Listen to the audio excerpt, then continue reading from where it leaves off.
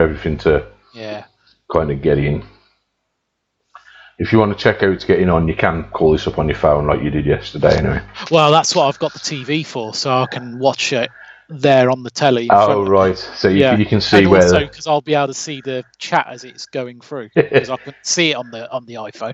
Oh, right, okay. Small. Well, I'm going to call it up on my phone just in case I need to refer to it. Yeah. Just turn my volume down. I'll give it a second for people to log on. I think everything's set. Yeah, it's appeared on my phone now. So, hi, how you doing, guys? Hope you're all good. It's now, 12th of May? We're 2 months into fucking isolation lockdown, and Boris is still spitting numbers at us that we don't really understand. So we're just here to sort of kind of entertain you in a way. Dana's been doing a bang-up job with his little chat show. So I've just had a few thoughts about what I want to do for a new show. And I've been talking about this one for about a year now. I've been trying to get it going, and just because I can't have people here with me in the house, this is just a better way to do it now. I've set up my stream layouts and everything. I can have guests on whether in my house or not. And the first people I'm probably going to be having on are people from the Revival camp, because they're closest to me and we've had discussions like this before. So if I'm just going to introduce you, we've got here on my left, my right, I don't really know, it's hard when you look in the camera, I've got Duncan Woodward, aka Woody, from the Revival team. Say hi, Woody. Hi.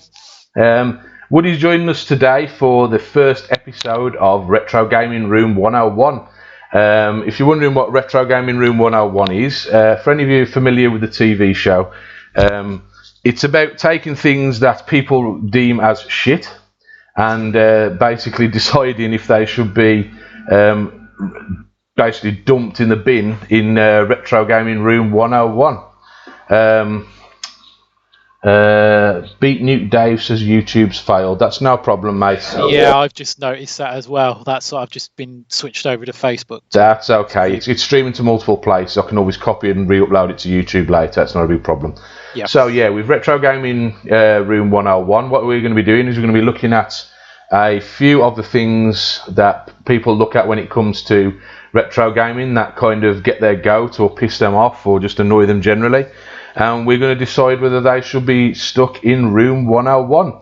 We're going to have a bit of a discussion, and any of you out there who are watching, feel free to have an input. We've got the chat stream going in the middle of the screen right around here. So whether you're joining us on YouTube, on Facebook or on Twitch, you can have your input. And when we get to the end of the conversation, I'll be making the ultimate judgment call. I am Paul Merton for the sake of this. So let's get it out of the way. Yeah, yes, guys, haircuts. People have got to have haircuts. Woody's is growing out of control. Me, I bought a pair of clippers just to get rid of this. You've seen it on the last couple of streams anyway, but just thought I'd address it again. I've just took it right down. I ain't gonna be out in public again for a long time. Yeah, I don't care what Boris says. So this is how it's going to look for a while.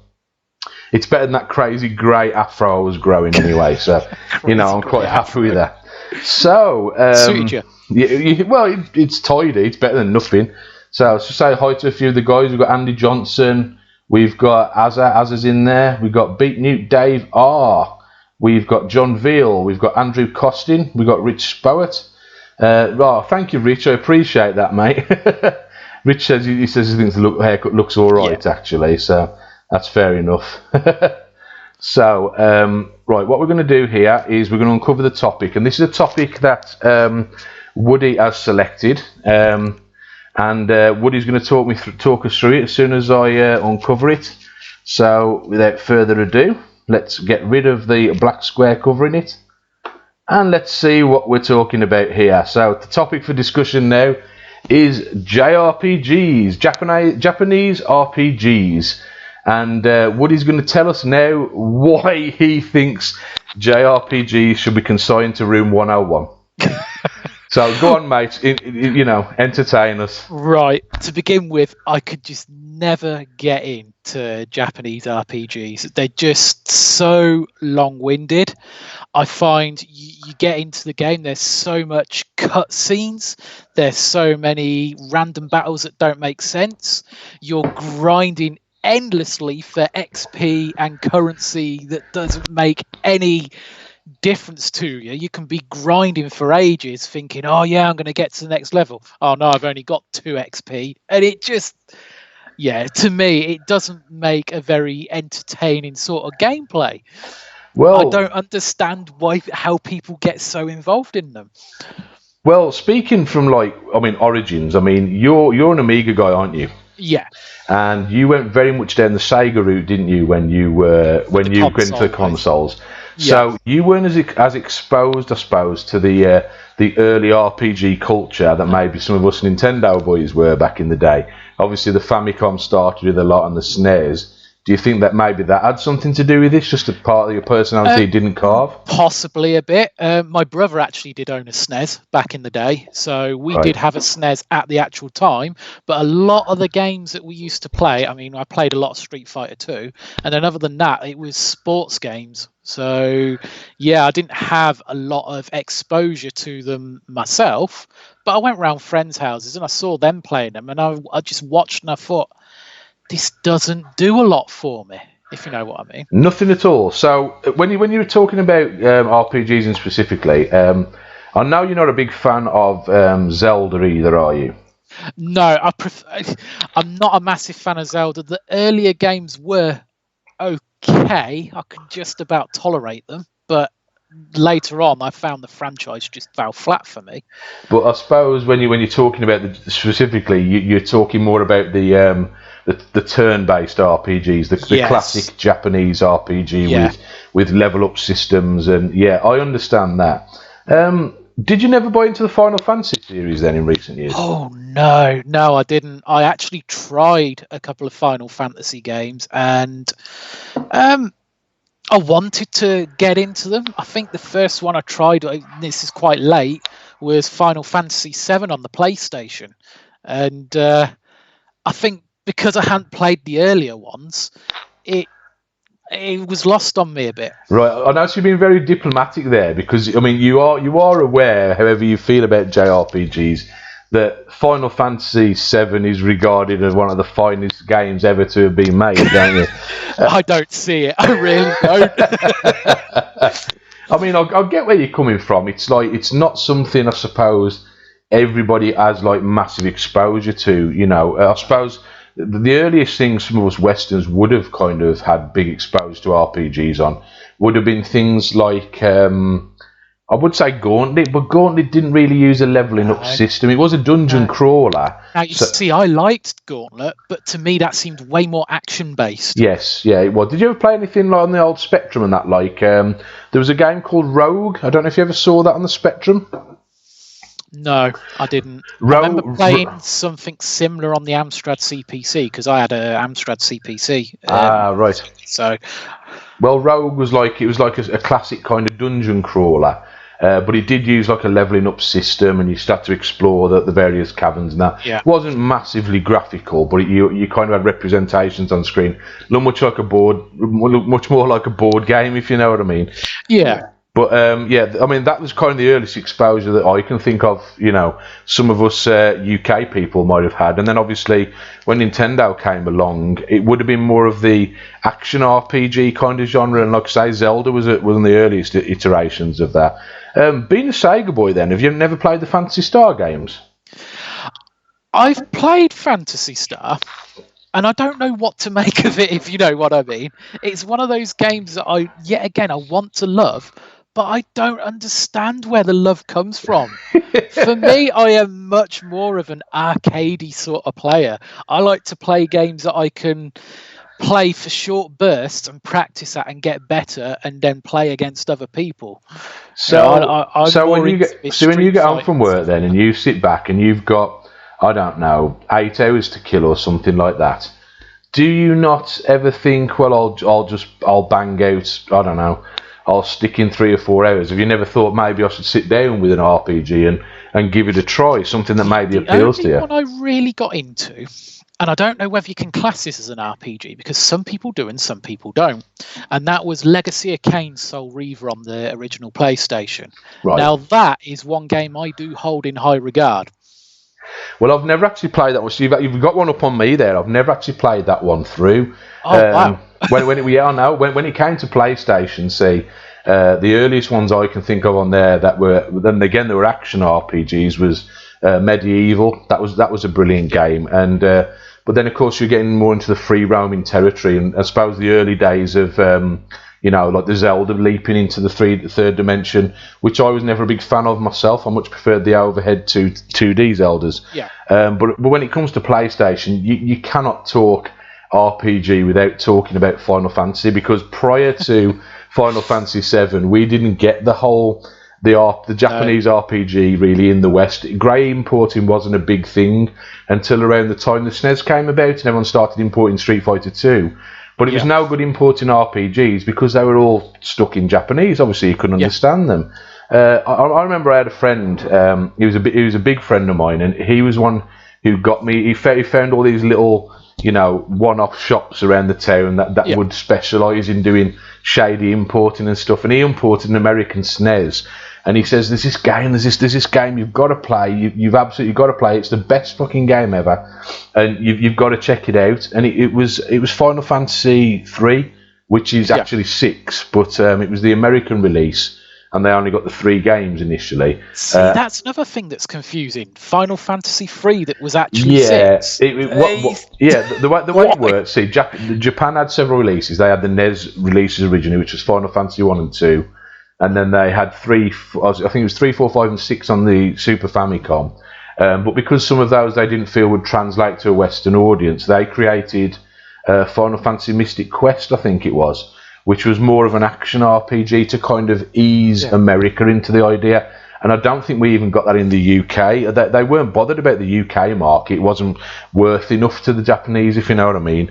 And so there was some confusion there. But when Nintendo dropped the bollock and didn't go with CD software for the next console, originally Final Fantasy VI was being developed for the N64, and that was going to be the first game to be put into 3D, and it used the quite cutesy characters like Final Fantasy VII does. But then Square jumped ship and went over to PlayStation because they wanted to take advantage of the CD. That's Nintendo all over. With the cartridge format, it certainly is. But at the end of the day, I mean, RPGs reign supreme in Japan. They always will do. It's why consoles like the Xbox and everything never did well in Japan. So, I mean, you can understand, because they didn't launch with proper RPGs, and it's only in recent years you've kind of got multi-region appeal from even Japanese it might be Japanese RPGs, but they've got the multi-region appeal. Have you ever seen the Kingdom Hearts series?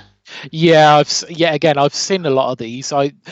As much as I keep saying I don't like these sort of games, I have tried to get into them, if you know what I mean. I haven't just thrown it out the water going, no, load of old tosh. I have actually had a go at a few of them, and I don't know. It's obviously me, but I just think they're very overrated. Have you not been tempted by the indie game market? Because a lot of Kickstarters and a lot of indie games that have come up and about have been kind of pseudo RPGs. It's a wonder you've never touched on anything in that territory, because I know you quite like your indie games. Yeah, I do. Do you know what? I haven't really looked at that sort of thing, because when I look at indie games, I look for retro-inspired shooters and fighters and action dungeon crawlers like Gauntlet and things like that. I look for retro-inspired games as opposed to something that's a specific genre. Oh, right, okay, fair enough then. So, guys, I can see there's a lot of questions and comments coming up in the middle. I'll address them in just a minute. So RPGs, do you think they'll never be something you want to touch on then? I mean, could you live without them forever, or do you think you're missing out maybe by at least giving something a try that's recommended to you? I'd give something a try, but it'd have to be something that would really pique my interest, if you know what I mean. What is it that doesn't appeal? I mean, besides the gameplay, I know the gameplay and the grind is something you probably don't find. I've got to be honest, I don't find enough time to do that myself. But I'd be a hypocrite to say that I've turned off it completely, because right before I started this stream, I've just had Trials of Mana coming, which is Secrets of Mana 2, a remake of it on my PlayStation 4, and I am totally addicted to it. I want to go right back to it now and have a game because I love it that much, and it's all about the leveling up, and that is more of an action RPG. You don't get like invisible battles appear off a field, and you do actually your combatants actually face to face attack each other. so it's more like an action game. But it does still use the kind of leveling system, and you do still have a turn-based element to it, because the way the mana games work is once you have a strike, the other person then gets a priority to hit you whilst you recharge for your next strike and things like that. Yeah, you see, that sort of thing doesn't... Yeah, I don't get on with that style of gameplay. I like something where... well, obviously, people know I like my fighting games. I like something where I can attack, or defend. Somewhere where I've got full control of my character throughout the whole round or battle, rather than this turn-based situation. So, what about visual appeal? Is there anything about the story or the animation style that bothers you? Not really. I like the animation style of a lot of Japanese RPGs, and the story is one of the things that does get me, though. Sometimes with stories, they can be a little bit inaccessible. They're not very... I'm obviously not very Eastern cultured. I'm more Western cultured. So for me, I find them a little less accessible. Okay, then I'm going to challenge you on this then, because I know someone's going to come up with a question. If everyone knows you love your Street Fighter, right? Everyone knows you love your Street Fighter. Now, I think I know what's coming here. Now, if they were to do a Street Fighter RPG, would you be tempted to go down that route? Absolutely, just because I'm a fan of the franchise, for no other reason than because I'm a fan of the franchise. Well, on that extension then, are you aware that there is a Samurai Showdown RPG? Did you ever play Samurai Showdown much? I played the Samurai Showdown 1 and 2 fighting games a lot. I didn't know there was an RPG of it. No, you wouldn't, because it's a game that was only ever released for the Neo Geo CD. It was one of the... I think there's only about 5 exclusive games that were released just for the Neo Geo RPG, and because it was only released in Japan, it passed us by. But work is still hard ongoing on that for a full translation. They've translated about 30% of it so far. And as soon as they do that, I'll be downloading that, and we're putting that on my Neo Geo CD. So maybe you can give that a crack and see what you think about that.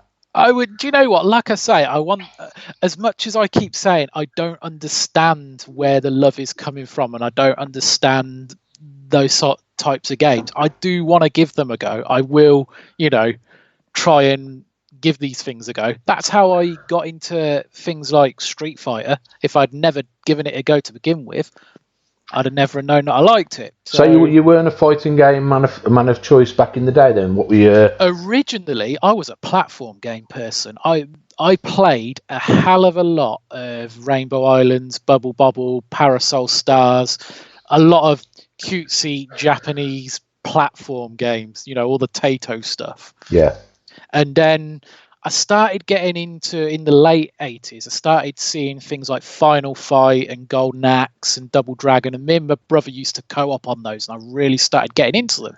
But I always longed for a decent one-on-one fighting game, and I'd played like IK Plus and Way the Exploding Fist, and I really enjoyed those, but they just didn't seem very capable, very functional. When I saw Street Fighter 2, that was it. My mind was blown. I was like, this is what I wanted. Right, okay. So I can understand you going down that route. So when it comes to collecting then, you collect systems primarily, don't you, rather than games? So does nothing in your collection represent Eastern culture much? I mean, do you not collect any kind of figurines or have anything to do with anime or anything like that? Not particularly, no. I suppose you could say... Wow. I mean, Street Fighter 2 is a weird one because it's got some Japanese influences in there. So, and I do collect figurines around the Street Fighter franchise. So, and, playing cards and collecting cards and things like that. So, yeah, I've got some Street Fighter memorabilia that is not gaming related. Well, don't you think then that those kind of things are... Maybe Eastern culture is biting into you a little bit because I never used to get those sort of things. That's been a more recent thing that I've just started picking up on. Well, think about card battling from Japan. You had things like Yu-Gi-Oh or there were other things I can't think off the top of my head, but they were card battling systems. They originated a lot of games like that. And when it comes to collecting the figurines and things like that, you've got to admit it's creeping in there somewhere. Oh, yeah, definitely. The other thing I always found as well, especially in my sort of like teenage years, I was always more into the arcade sort of gaming. I wanted arcade to bring the arcade experience home.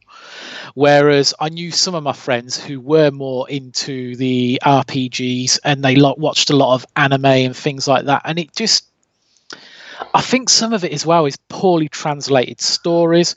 But the big thing that got me was the massive fanboyism around Pokemon and Digimon and Dragon Ball Z. I didn't get it. Yeah, I really didn't. I think I was at that age group where I was a bit too old for that. I think then the generational thing's creeping in there, because I think by the time you're right, like at school, geek culture, nerd culture, anime culture, Eastern culture, they weren't as crossover as genres as they are now. Everything that's cult now is cult. That goes for like anime. That's why you've got, Comic Cons tend to encompass gaming, anime, manga, comic books and things like that. They don't tend to encompass absolutely everything. Sorry, I was stuttering a little bit, so I'm going to slow that screen down. But yeah, I understand where you're coming from. So certain people who got into that, I never really got into it myself. I was too busy into girls for one.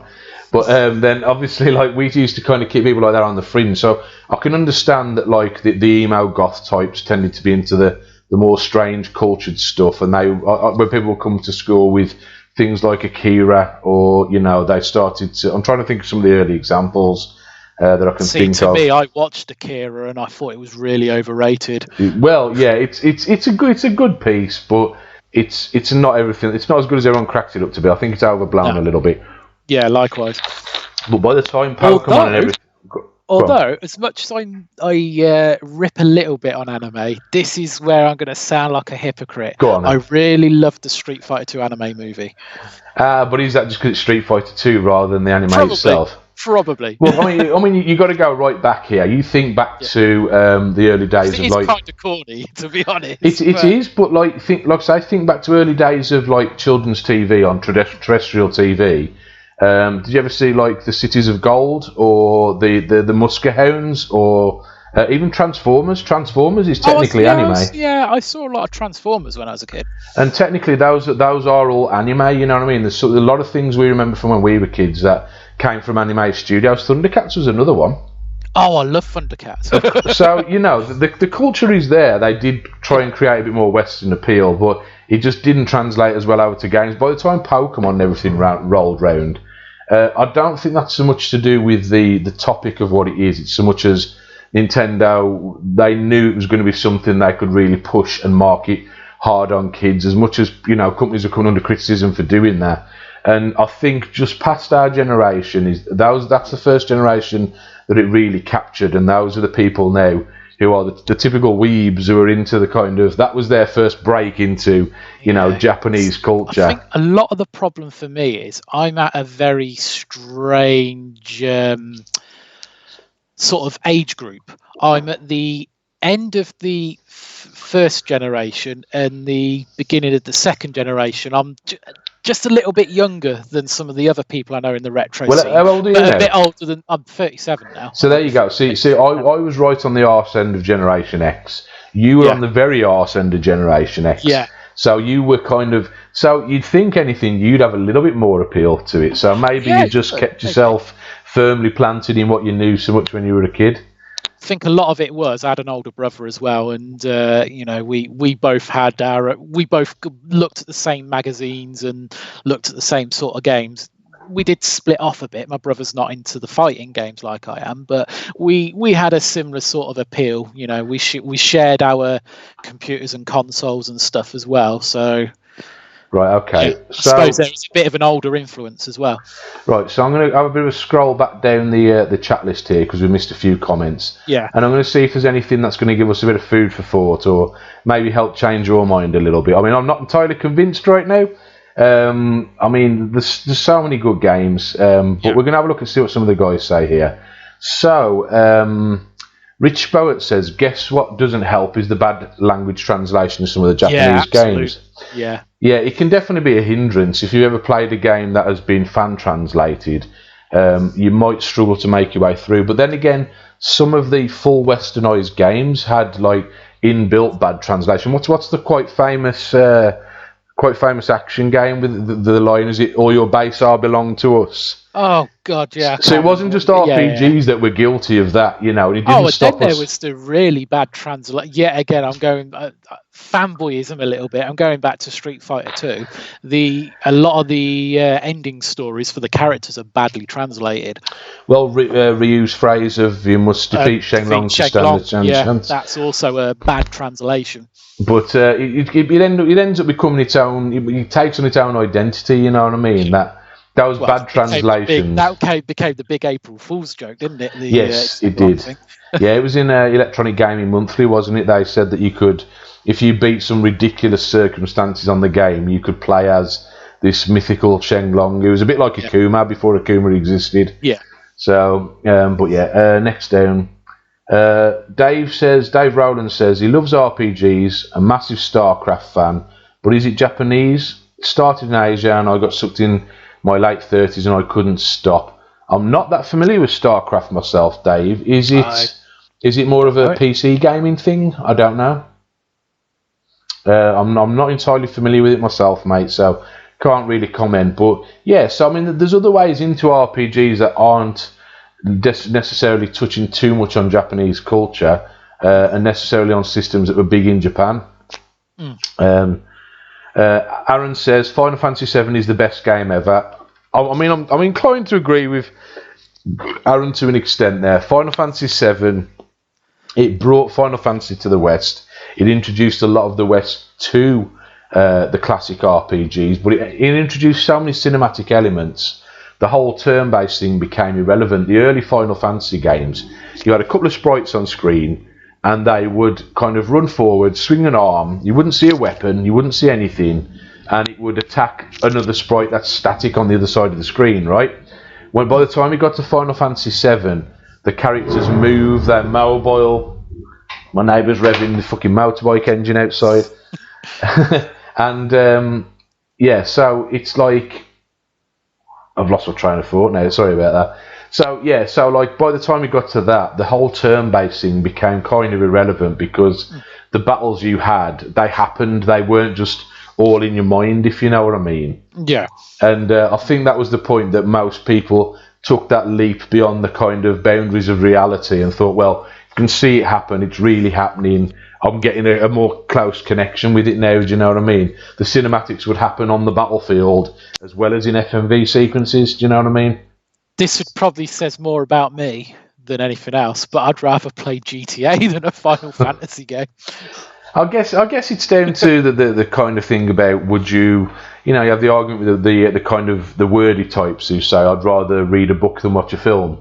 I'm very much of the ilk that you can't compare the two mediums in that respect. They're two separate mediums, yeah. And I would much prefer a film because I'm more about the visual myself. But something about those, the Final Fantasy games especially, they had characters you could kind of connect with. I mean, yeah, a lot of them were stroppy Japanese teenagers as their attitude. But as the series evolved, that became a bit more grown up and or a bit more further planted in fantasy. So rather than being humanised characters, they were more fantasy based. If you've ever seen Final Fantasy IX, that looks like something that could have come from a Terry Pratchett novel. It's much like the Discworld setting, if you know what I mean. And it allows you to get more involved in the fantasy of it because the main character's like he's part cat and he's got a tail, and there's like a big like robotic guy. It's kind of mad like that. There's even a little wizard in it who looks like fucking Orko from He-Man. So you're totally immersing yourself into it. Yeah. But yeah, you've got to go through a couple of them to say so. Yeah. I think the other thing as well is on the only times where I have actually experienced these sort of games, I've been surrounded by total fanboys of them who cannot explain to me why they're good.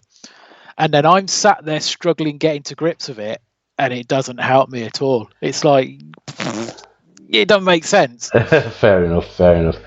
I suppose it would be the same as me trying to get somebody to love Street Fighter 2 who doesn't like fighting games, and I can't explain to them why it's the best one to play out of all of them. No, I suppose not yet. I get the comparison. So, carrying on with the comments, Dave said you'd rather be playing head over heels. I guess that's true to an extent. I love that. That's Head Over Heels is my favourite 8-bit game, without a doubt. Dave Southall says, brilliant idea for a show, lads. Great stuff. We haven't got to the end of the first one yet, mate. You might not be saying that by the end. We could be fighting, you don't know. John Veal says, Final Fantasy 3 was Final Fantasy 6 and none of them have been final. Yeah, there's always that classic thing that it's called Final Fantasy. It's like the never-ending story. It literally isn't. As Bo said, we did get Mystic Quest. See, we might have got it, mate, but it probably didn't get wide release. Like, I know a lot of the game shops I used to go into. This is what I mean about like specialist shops. In Wolverhampton, you probably had, all in all, about 10 places where you could buy games, right? So you'd have your big high street stores like Woolworths, Currys and Dixons, R Price, HMV. They all sold games. Price. Yeah, that's a name I ain't heard in a long time. And then, of course, you'd have, when it got further along, we had Future Zone, which became Electronics Boutique and is now Game. And then you had like 3 or 4 backstreet or independent shops, and those are the places you get them from. And even those shops wouldn't carry the best British releases. They instead of bringing the PAL version of Final Fantasy Mystic Quest, you would get only the Japanese version or something like that, and it was always on special order, you know. So it was as much about marketing and distribution as anything. I don't think the things were put into our shops that they didn't want us to buy. Even the big stores, I would go to them, say around my birthday, and look for a game that I wanted, and like I'd read about all these fantastic games, and I'd hear, oh, there's 300 games out for the SNES now, and you'd go to your shops, and it'd be like the same 10 games. Do you know what I mean? You wouldn't be able to go there and see 300 games. Do you know what I mean? Yeah. Andy Johnson's just mentioned Tandy, but I wanted to touch on that because we had a Tandy in town I lived in, and although they sold quite a lot of stuff, I don't remember them ever selling any games. Tandy, yes, they did. There was a Tandy in Wolverhampton, and it's actually in the site of what is now a Game. And when they closed it originally, because that was the first place that had the more out there consoles, that was the first place I saw the Amiga CD32, which was a flop, and they had a big demo stand up. It was the first place I saw the Atari Jaguar, which is another monumental fucking failure. So that they didn't sell a lot, but there would be a small section because they were an all-encompassing electronics store, and they did have those. I think mainly because the big shops didn't want to put those less regarded consoles at the front anymore. You say that, though. I remember seeing the CD TV being a major feature in Comet and Currys. That was probably more to do with, though, because the CDI and the 3DO were also sold in Currys and Dixons and Comet because they were they were marketed as multimedia machines, home entertainment, and that was when everyone was starting to look at CD players and mini disc and VCDs and the early days before DVDs come out. People were looking for new ways to watch their media, so I think that's why they were peddled in that respect. It's also probably why they didn't sell too well, because they would sell them at the high prices that, say, a top-end VCR or a top-end hi-fi would be selling at, whereas consoles were down in the £100-200 mark. Do you know what I mean? Yeah. Dave's just pointed something out as well. Dave Rowland. I don't see the point of MMORPGs, Warcraft, etc. Now, when I talk about RPGs, I am lumping those MMORPGs into the mix with that. I find those even less of an appeal than Japanese RPGs, than traditional JRPGs. Well, I think the MMORPGs stemmed much highly from the Japanese RPGs, but they became more popular in the age of the early internet because it was when Westerners... It all happens around the same time, around the back end of the century, and obviously people were starting to turn towards them, but they thought they need to be more Western, so they became more action-based in order to get people... My beef with things like Warcraft was, or maybe not that specifically, but with a lot of MMORPGs was the whole subscription to play on their servers and things like that for certain games. Yeah. You'd end up paying money to buy the game, and then you'd have to pay to play it. Now, I think that's a rip-off. You either sell me the game and let me play on your service for free, or you give me the game for free and charge me to play on the servers. One of the two. You don't do both. That's we're going down a new rabbit hole there, but you could make the same argument when it comes to owning a modern console, because you already pay for your internet, and everybody out there pays for an internet subscription for their PlayStation or their Xbox now, regardless of what you're playing. Of their existing charge. Yeah, it's not something I entirely agree with, but it does seem to become the way of things. So I think the argument for MMORPGs is now, it's kind of redundant for that very reason, if you know what I mean. Obviously, MMORPGs are more popular on PC, and with a PC, you are only paying your internet. So to pay a subscription to play your favourite game, if you're only going to play that for a long time, it's about the same as it would be for paying for your PlayStation Online or whatever, you know what I mean? Yeah, the only thing I'd say with that is that's fine, but don't charge me for the game as well. Yeah, of course, yeah. A couple more points then before we wrap this up. So yeah, I'm not sure what's happening, but on my preview of it on the stream, it's really struggling to display. Yeah, it's because I'm sliding the slider up and down, reading it on my screen here. That's all it is. It will update. Don't worry about it. I'm just capturing. All of these comments have come up in the chat, so I have been paying attention. I'm just referring back now. Rachel Cordy says, "All your base are belong to us" is a classic meme now. Yeah, it is. So, arguments for bad translations, it just becomes a trope of the generation, I think. And it still happens now. Translations aren't perfect. Rich Spout says, "I have a couple of Final Fantasy games on the DS to play at some point. I think also I tried one on the PS3 as well." So Rich obviously hasn't delved too far into himself, but there's so many out there now you can do. Dave Rowland mentioned John Menzies as a place to shop. I used to get a load of stuff from there. I used to get all my Amiga games from there. The ones that I bought. we didn't have one in our town. We didn't have a Debenhams either. Our big department store is Beatties, which is now owned by the Debenhams Group, I think. So we had a Beatties toy shop as well, but they were more toys than games. In our town, anyway. Garen Tungrate says Warcraft is fantastic. Garen, if that's your thing, mate, then you're totally welcome to it. I mean, it's very, the whole point of this series is there's going to be quite a lot of love-hate things, and it's just people putting their cases forward so we can agree on a general consensus. And I'm just scanning back to see if there's anything more of note. Andrew Costin mentioned Battle of the Planets as another old cartoon that was anime-based. Andy Johnson mentioned about turn-based games. Worms was a turn-based game. Now, that's a weird one. This is going to sound a little bit strange coming from me. I liked Worms, but the reason I liked Worms was I never played it single player. We had it on the PC, and we used to play it as a family. So that Worms was a family thing. So it'd be me, my dad, my mum, and my brother. So we'd all play it together. Oh, right. Well, again, it's a very different type of game. Your action on screen directly affects what you're doing. It's like playing a board game. You are still actually taking the action that you've commanded your character to do. I understand what you're saying. So, I mean, we've gone over all the points, guys. I've taken on board what some of you guys have said. I think when it comes to Japanese RPGs, it's the kind of it's the kind of thing that it's a very much a Marmite thing. People I know, there's a lot of people out there, and I think the people who do play them will play most of the games that come out. A lot of people I know have played Final Fantasy, and of those that do, they'll tend to have dived into, back in the SNES days, they would have dove into Chrono Trigger, the Mana series, things like that. They will have gone into the action RPGs, they'll have played the Zeldas.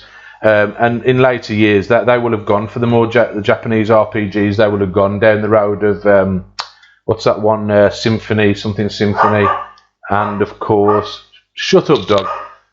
And of course, the ever popular Kingdom Hearts series, which I will admit I've only touched on a few times, but it's just a matter of convenience I haven't had to be able to play those for any length of time. That's all it's about. Eventually, I probably will go back to them. I have caused a bit of controversy in the last week, so I'm going to sound like a bit of a hypocrite myself now. Okay. But the new Final Fantasy VII, I've quite famously said several times in the last 2-3 weeks, I can't stand it. I just don't like it. And the reason being is, in contrast to what you said, they've removed much of that JRPG feel, because it's no longer really a turn-based system. It's all about the action. That they did a game called Crisis Core, which was a spin-off of Final Fantasy VII a few years ago, and they've made the game a lot more like that. And it doesn't. So I might like it then. So you might like that, but I don't think it's gone in the right direction. People have loved it, and people who love the classic JRPGs. But I think there's some people out there who've got this whole newer is better kind of thing. And I knew Aaron would comment. Aaron's just called me a dick because he loves it and I can't stand it. I like my RPGs classic, and I like the fact there is a fantasy element to the games, because games are all about escapism. This is my trail of thought. Yeah. And when it comes to escapism, video games are the champion of that. Yeah. And to be able to kind of identify with a new character and absorb yourself in a new world, I don't think any games really do it better than an RPG, because they force you to commit so much time to them. You start to relate to the characters, and it's not just one character. There's a whole cast that you actually give a shit about. I mean, you've heard people talk about the famous moment in Final Fantasy VII where Aeris dies, and when it happened, it broke a million hearts out there, because she was like you only have her in the story for a couple of hours, but then when she dies, it's like the end of the fucking world. And you find, I've never found games where you connect. You mean I've got to play it for more than a couple of hours? I'm afraid so, mate. I think my first playthrough of Final Fantasy VII, I think the first playthrough was about 40 hours. But then I actually enjoyed the grind. I went back and I wanted to see my characters open up the new spells and learn the new things, and watch my clock counters go up to 9999 for all my stats. And I loved that part of it.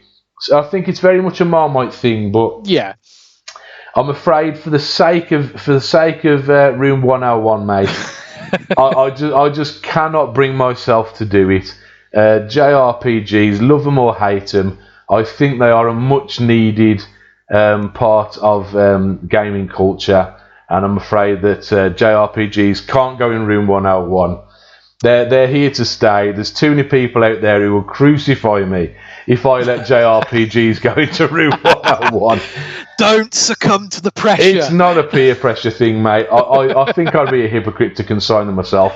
You've made fair points about all the problems they've got. You've made fair points to not find enough time to play them, and I think that's just generally true of modern games.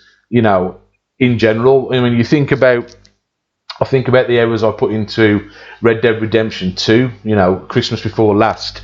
I spent 2 full months barely leaving the house. Wow. Right after Christmas, when I had that, just playing that, and I was playing it for 12 hours a day. Do you know what I mean? So you see, in that time, I'd have done myself a Street Fighter 2 marathon, a Mortal Kombat marathon, and spent some time with Castlevania and Head Over Heels, and it can be done, but there's a time and a place for it. I've got to be honest, I miss it. When I have my Final Fantasies, I would find excuses some days to not go out with friends, just so I could get a little bit further on the game that I wanted to play. So I can't banish JRPGs into Room 101. They're just too beloved, I'm afraid. Fair enough. So, right, so I'm going to, in a second, move on to our next subject. And the next subject is something I'm picking myself. So I'm going to be putting my case forward, and then I want to hear what you guys have to say about what I'm talking about. And it's something I've talked about several times with people, and the instant reaction they come back with is fucking boomer. Okay, boomer. That's what I over here whenever I criticise newer games. Okay, boomer. And it's like it's a horrible fucking phrase to hear, but I think it's valid when it comes to this point. and I'm just going to uncover what that is now. And it's this. Oh, shut up, Siri. You got Siri talking to me now. It's giving voices to video game characters, right? Now, this is a subject I've brought up a few times with people, and there's a very good fucking reason why I think this needs to go into room 101. My gaming history lies very firmly in my favourite days, and some of the best days for gaming generations were the very early 90s. Reason being, technology was still moving fast. From the start of the 80s, technology moved fast. The arcades were still big, in the UK at least. I know they've gone on the decline in America. We were about to hit our second wave of the Silver Age with the arrival of Street Fighter 2 and all the Versus fighters. The consoles were moving away from the micros into the console era, and we had the 8-bits and the 16-bit consoles, arriving in full swing. And within the space of 2 or 3 years, the promises were coming that the proper next-gen machines were coming, and the next-gen machines were obviously going to give us the capabilities that we were never going to have before. But the problem is that with the next-gen, it the suspension of disbelief crossed a boundary, and no longer were characters something. We were just discussing the JRPGs and about the fact of how immersed you get into it and how much of your own imagination you have to use. Yes, video games are designed to immerse you, but there is still an element of fakeness to them, where you have to use your imagination. For example, you've been Mario running around a stage, dropping down pipes. If you think about that in a three-dimensional world, you're running along a two-dimensional plane, headbutting bricks and weird metal boxes in the sky. It doesn't make any logical, real-world sense, does it? No. And a big part of that at the time, because of the hardware limitations, was that as good as music was getting, it was getting more cinematic. You were able to sample speech around the 16-bit era. We hadn't yet got to that point where real-world sampling was really possible, because you couldn't fit them onto cartridges. It involved taking up too much space.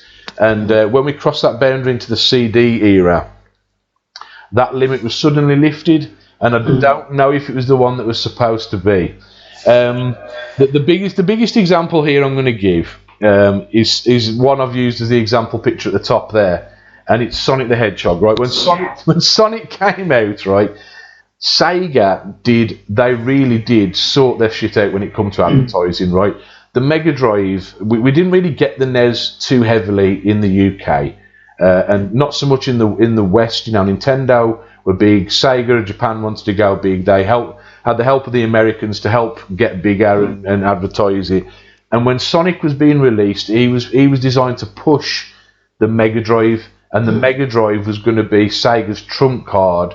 Whereas for a decade they were trying to, tease out consoles. They had the SG-1000, 3000 in Japan, then the Master System. None of them really made a big dent in anything Nintendo were doing. In the very early 80s, they weren't even thought of. But then, of course, they used the opportunity of bringing out the 16-bit one to start to bring the arcade experience home, and they were onto something. And their thought, obviously, was to make the Mega Drive cool. The Mega Drive was designed to be all black and sleek and cool. And Nintendo was always seen as kid stuff. Even still today, Nintendo consoles are regarded as a bit cutesy and a bit too kiddish for people to really enjoy as an adult. They're maintaining that kid-friendly, family-friendly image, aren't they? Really, but there's a big difference. That seems to be their target audience, the family-friendly stuff. It does. It looks like it. It does, but there is a big difference between kid-friendly and family-friendly, I think. Yeah. So, I would say an Indiana Jones film is family-friendly. Yeah. Right? Besides a few choice moments like in Temple of Doom with the eyeball soup and all that shit and ripping people's art out, it is, once they start cutting it down for TV, that's a family film. Yeah. When you start looking at, I don't know, fucking Madagascar, all right? Oh, that's a kid's film. Yeah, and I think there's a very fine line. Nintendo have worked it out, but that's neither by the by. Back in the early 90s, you had Mario, and you had Sonic, right? And when Sonic was brought out, he was this kind of stern-looking, evil-looking, weird blue, I don't know, what do they call it? What's the phrase when they... anthropomorphic hedgehog. And he was supposed to be like, he was the cool kid, You wanted Sonic, you wanted Sonic, you wanted all the cool games. The Mega Drive had all the, it had all the games that would be uncensored. They brought out Mortal Kombat without the censorship. And they heavily promoted that with Sega. And it continued to work even when Sonic started to gain a bit more character. So Sonic 2 and 3 came out. He started to gain more character, but it still worked. And I think the reason that worked is because he had his stupid sidekick, which was Tails. He was the kid. I couldn't stand Tails. I always used to turn him off when playing Sonic 2. He's annoying when you play Sonic 2 anyway, isn't he?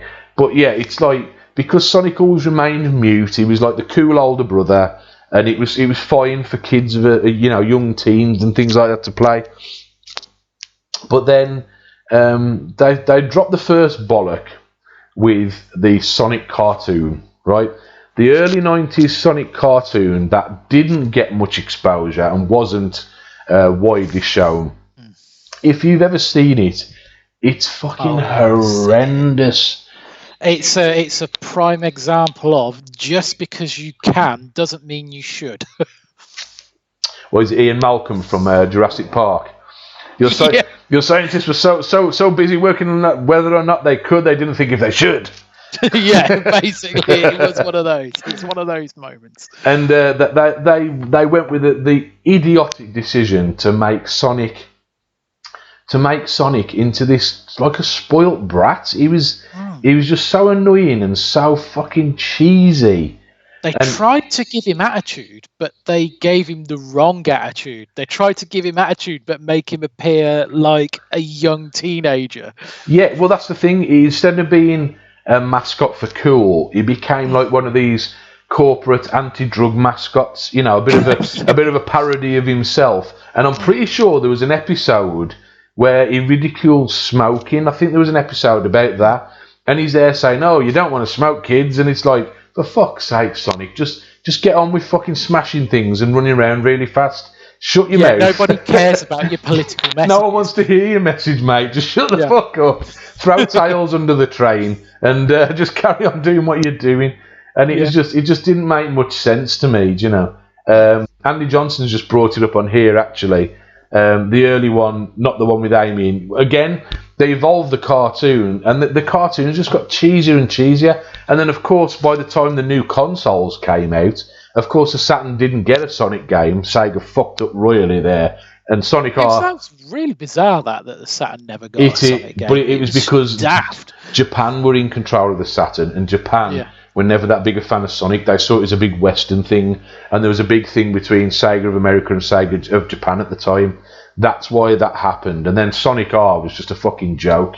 And then, of course, by the time the next good game came along, it was Sonic Adventure on the Dreamcast. Now, Sonic Adventure in itself, I don't rate it myself, but it's not a bad game. I can see why people like it. It is a decent game. But you start adding in the voice acting and putting him into real-world scenarios, he doesn't translate to the real world as well as, say, Mario does, if you know what I mean. Because Mario's a plumber from New York.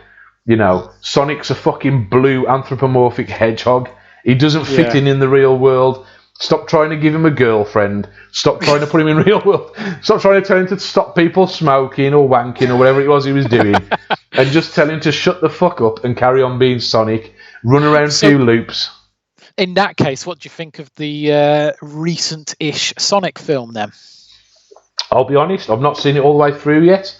And I've not seen it legitimately either. I'll be totally honest about that. Okay. And yet, strangely, I don't want to say it because I haven't seen the whole film.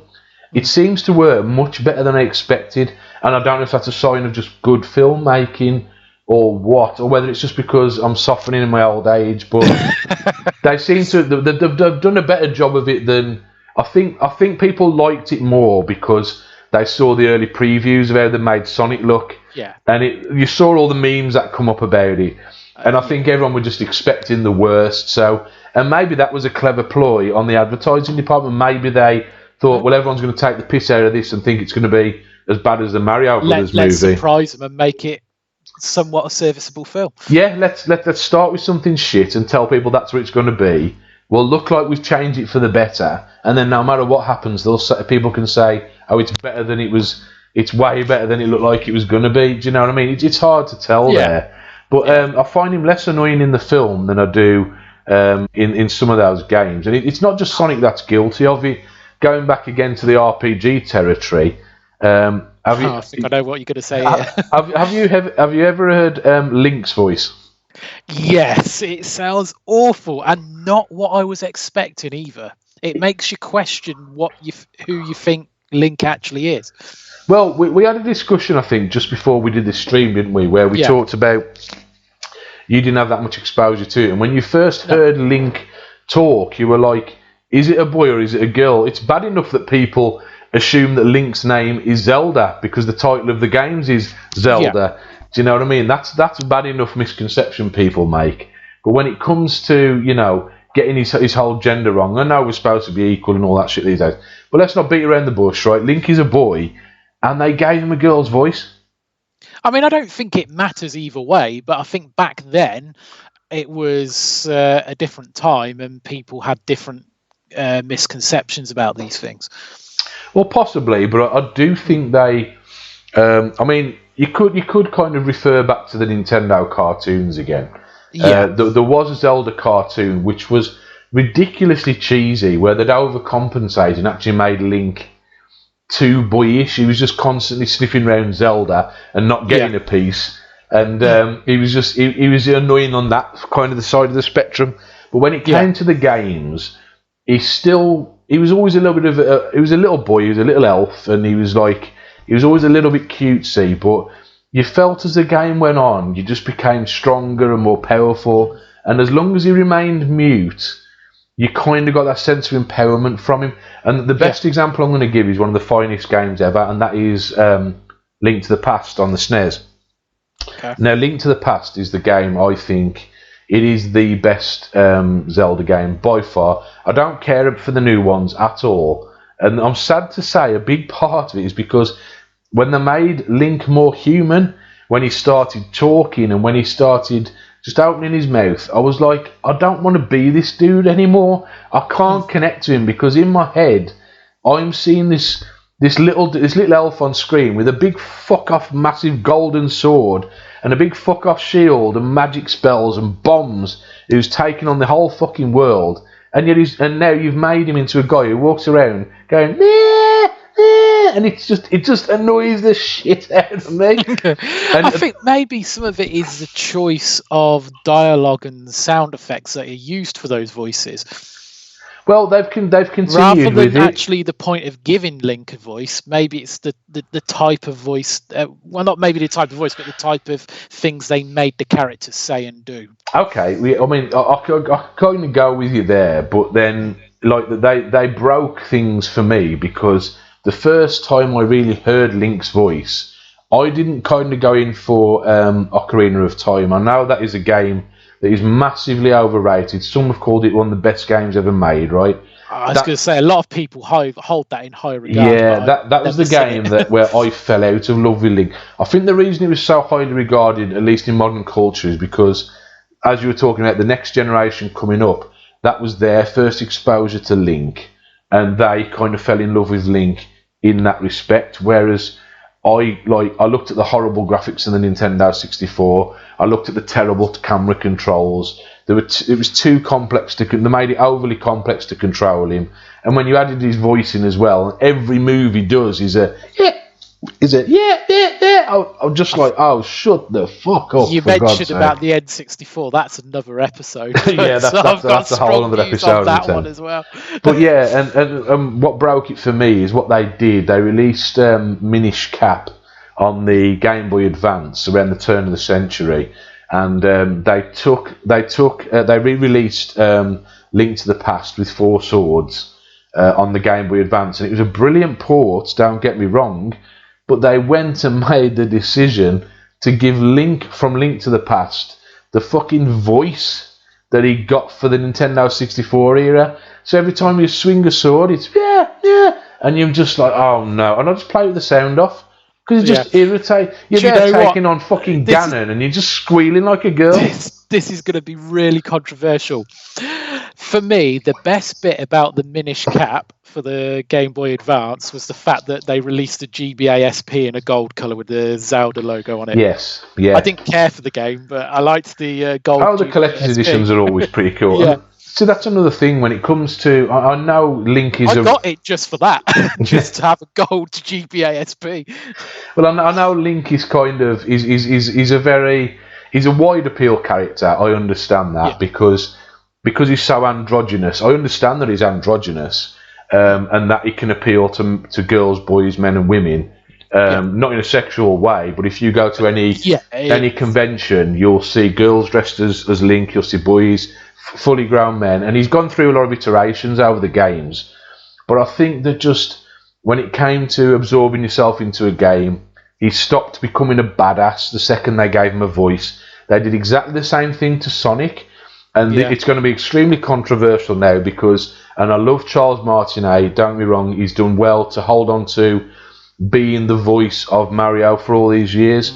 But there's a lot to be said regarding the voices in Mario. Slightly less annoying to an extent, and some of those have become a meme in themselves. But how many times can you hear "It's a me, Mario," and just think, you know what, Mario? I know it's you. I know it's you. I don't want it to be you. Tell me. I'll close my eyes and just pretend it's not you. I find it slightly annoying.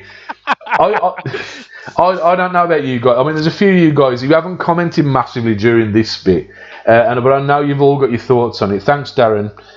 Trying to do something a bit different here. Andy said he loved the cartoon. I mean, yeah, we enjoyed it as kids, you know what I mean? Andrew Costin says Tails is Sonic's Scrappy-Doo. It's fucking true. Yeah, absolutely. He is. He's the annoying little brother you just want to fucking get lost in the woods one day, innit? And actually, a little while back, Andy Johnson actually said the modern voices of old characters like Sonic and Mario. So Andy Johnson had mentioned it as well, especially when he heard their voice on cartoons long before they're given voices. But he says he's not totally against it. I mean, it's a difficult one. It's not a difficult one for me, guys. But the reason I'm giving mine here is because it's easy to get absorbed in your own world and become one of those people who thinks only your opinion counts. You know what I'm talking about. And I'm not that kind of person, and I want to bounce this off people and see if, you know, should that be the case? I mean, I'm asking you now, guys, if there's anything you... Just tell me what you think about this. Woody's given me some food for thought, you know. And I think, you know, naturally as time went on, you couldn't make a modern game with these characters now and continue to make them mute. It just wouldn't work in a modern setting, would it? You know. The thing is, I think the problem isn't giving the voices to the characters. I think it's the voices that they gave them. You think that's more the issue? That's what I think's more the issue. I think maybe a little bit more thought about their target audience should have gone into it, rather than trying to assume that all video game players are young kids and young teenagers. Oh, there's definitely a lot can be done to, I suppose, to adapt that. There's definitely a lot to be said for how they could have conducted things. It's a bit like when you're casting for a movie, or I mean, even now with modern games, they use real actors to do the voices, and I mean, and they're a lot better if you think about it. Really, well, as technology moved on, and obviously they could start to attract the kind of money they needed to pay for quality actors. I mean, you mentioned Grand Theft Auto earlier. Could Vice City have been Vice City without Ray Liotta as the main character? No, absolutely not. It couldn't, could it? And that's one of the best ones in the series as well, if you ask me. That's one of the finest examples, and it's not just about the caliber of actor; it's about picking the right thing. And I know those it's a bit more heading into film territory because they are very real world scenarios with real world environments and based in the real. But it's about picking the right person. The guy who voiced Carl Johnson in San Andreas, for example, he wasn't massively known. I think he was some kind of rapper. The rest of the cast were all the famous names, like Who did you have? You had, of course, why has my mind suddenly gone blank? Tenpenny Samuel L. Jackson. And then you've got the guy who did the pimp in the Friday films. He was Big Smoke. I'm trying to think of his name off the top of my head. It's escaped me. I don't know the actor's name in real life, but it was Pinky in the film. That's right. I think it was. Say another fucking word, and I'll blow your head smooth off. That's right. Yeah. That guy, I love that guy. And he, of course, he did the voice of Big Smoke, who was the main protagonist in the game. And it wouldn't have been the same game, without those people. I know, the evolution of the consoles and technology and giving voices to characters was young, and it could have been done better. And I appreciate that it was early days, but the thing is, we don't own a time machine.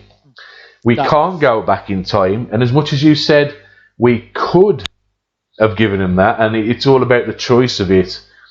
The problem is the damage has already been done. The Atari Jaguar could have had a bigger release. Sega could have not dropped a complete bollock with the marketing of the Sega Saturn. Things could have been very, very different. In a parallel universe. No Jaguar.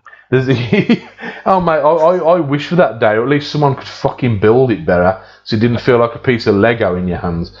But no, when it comes to giving voices to characters, I think they started on the wrong foot, and it's forever soured it for me because I can't get that image out of my mind. You've got to think about Sonic's legacy, right? Mario has had a big, long, successful career of game after game after game on every platform Nintendo have done, and then some. What's Sonic done? Lived in the shadow. Yeah, when Sonic... Although, if you ask me, because I am more of a Sega fan than a Nintendo fan, I still think Sonic games are better games in the earlier days than the Mario games. The early Sonic games were superb. That you can't really fault them. They were well designed. They were a challenge, and again, a lot of the appeal had to do with Sonic and Sonic's appeal as a character, and so you can't help but wonder whether the fact that we didn't like the newer games, maybe, just maybe, he was annoying enough that people saw that the games like Sonic Colors or Sonic 06 were quite lackluster, and then he starts speaking and they're like, oh fuck it, just forget this shit. You can't help but thinking if it at least had some character appeal, those games might not have bombed as hard as they did, and Sonic wouldn't be regarded as quite as much of a joke he was for years. He's starting to claw a little bit of it back now with the release of the film, where with Sega finally doing the right thing and hiring Christian Whitehead to make Sonic Mania. Sonic Mania is a fantastic game. I like Sonic Mania actually. But again, what's common about again going back? What's notable about that game? It feels like the early games. It feels like Sonic doesn't have a voice. Sonic doesn't have a voice. And so it contributes to bringing back the classic Sonic, and they still keep they go back every so often. They released A Link Between Worlds on 3DS, which I absolutely loved in the Zelda series, and Link has still slightly got his annoying voice, but he's not talking every 2 minutes. He's not real world speaking, and I can connect much better with that game because Link just seems so much tougher and badass, and I think sometimes I can get on board with it more. Less is more, isn't it? Yeah, it is. I mean, think about when it comes to films, people always talk about sequels. They're always inferior to the originals, right? Yeah, not always. I know a few notable exceptions. Yeah, there are a few notable exceptions. When it came to games, it would tend to be the opposite. A sequel would always be better because you get more of this, more control. They fix the things that went wrong last time. With movies, they did everything right first time and it goes downhill. With games, it's supposed to get better with the sequels. So you've got to start to wonder if the games that started to bomb after that point, is there something broken there? And when it comes to I can't say the same for Zelda because Zelda's still extremely popular. But when it comes to Sonic, in my mind, they killed the guy. And it's taken him 20 years to pull anything back from that. Yeah. Although some of it, because at one point the intellectual property for Sonic belonged to Nintendo. I did wonder whether it was a buyout to crush the competition. The IP of Sonic belonged to Nintendo? I thought, or was it Sony? I might have got this wrong. I know it belonged to somebody that wasn't Sega for a short period of time. Somebody had the license to produce the Sonic games. And I can't remember who it was now. I know there was some licensing issues with the name of Sonic in the mid-90s. Yeah. That was why the arcade game was Sega Sonic the Hedgehog. I'm thinking more around the era of the Wii and the GameCube. Yeah, there may have been some licensing thing, but that, of course, is when Sega jumped ship from hardware and went exclusively into third-party game licensing. So maybe it's tied up in the complex series there. As has just raised a point, Gordon Freeman is one of the best characters in gaming history, and he never says a word. Gordon Freeman is the main character in Half-Life, isn't he? Yes, yeah. So I can understand that, because the guy is a scientist, isn't he? Yeah. He's a scientist, but he's like a cool character. He's a weird nerdy guy with the typical the kind of the laboratory boffin, but he doesn't cool, and he goes around and kicks some ass. So it kind of reminds me of the Untitled Doom Guy. Doom Guy, yeah. There's another perfect example. You only ever hear him when he's taking damage. Yeah, that's right. And even then, it's just a grunt. He doesn't say anything. Exactly. And that's what you need. Think about if you were to give those characters voices now. Would it kill their mystique? Do you think you could look at them in the same way? No, I think it would change some of the gameplay aspects a little too much. Those games would not be what we expect them to be. Right. It would make a difference to the gameplay mechanics. So, right, on that mercenary note then, I think we're going to have to do a bit of a wrap-up here. And we've discussed this for a lot longer than I thought I would, actually. I thought this would be a quick one, but you've given me some food for thought. And yes, had history been different, I do think that they could have done a better job. But as we've kind of demonstrated right there, if we... excuse me, I was about to burp. As we kind of demonstrated right there, there's some pretty modern interpretations there of if you were to give some modern characters voices now, you'd be concerned that they do a bad job of it and you would fuck them up. It would kill them. Yeah. And it did. I think it did irreparable damage to people like Sonic. Link was a matter of taste. I'm sure there are many other examples, but there are still people out there now who find Mario, Luigi, and the whole fucking cast of the Nintendo franchise is annoying as shit. Another example just popped into my head: Star Fox, the original Star Fox game on SNES, a really cool game, a really slick space shooter. You had the slightly annoying rabbit noises. Yeah, it was annoying in that respect, but Fox remained pretty quiet. You only had the text come up on screen. It stayed quite a dark game, and then in the sequels, they gave them voices. And they became a bit of a joke. They became kids' play. So, on that note, guys, I'm sorry, but I have to do it. Giving characters voices, I'm afraid I just can't in good conscience allow those to continue. And so, they are going into room 101. So, giving characters voices is being to resign to room 101, at least for now. We'll see what happens in the future. We'll see if Doom Guy gets a voice. We'll see if Gordon Freeman ever gets a voice. I don't know. But as far as history has showed us so far, it doesn't really work. It doesn't really work when you just throw it in for the sake of it, and it can do more harm than good. So, but Andy Johnson says, "But you will kill Scorpion." No, I don't think we will, mate. Scorpion, he had a voice from the start. Yeah, I think those who had the voice from the start and it was used in the right way, that's fine. It's giving characters that were previously mute, giving them a voice. That's right, yeah. There's nothing wrong with characters talking. Like I say, when it came to Grand Theft Auto, there were characters previously, but even the very first 3D Grand Theft Auto game, Claude is the main character. He didn't have a voice, and even when they brought him back for a couple of scenes in Grand Theft Auto San Andreas, they still didn't give him a voice. They gave the new characters voices in the new games, and that totally works because you've never known them any other way. So, but yeah, you couldn't really be like, you couldn't really take away a character's voice in that same respect. Would Sagat be Sagat if he wasn't shouting "Tiger" every 2 minutes? He wouldn't be, would he? No. No, exactly. And even though his first outing he didn't talk in Street Fighter 1, that was just a shit game anyway, and nobody really cared. So no, nobody plays that. It didn't really matter. You know what I mean? Did anybody get that far in the first Street Fighter game? In the first Street Fighter, only by having 1 million credits on the arcade version, playing it in MAME. That's about as far as I got for it. So, but anyway, guys, that was Retro Gaming Room 101. I hope it makes a lot more sense to all of you guys now. I've been trying to explain what I wanted to do with this series for a while, and nobody really understood it. Hopefully now you can understand exactly what I tried to do with this, and there's a lot more guys queued up to come on this, by the way. A couple of the guys who appeared in the stream there, Andy Johnson, Aaron, they're both going to be appearing on this, and we're going to be doing a similar thing. They'll be throwing a point my way, I'll be throwing a point back, and we'll go back and forth, and hopefully each episode we can save something and ditch something, because there's plenty in retro gaming that needs to go out the window.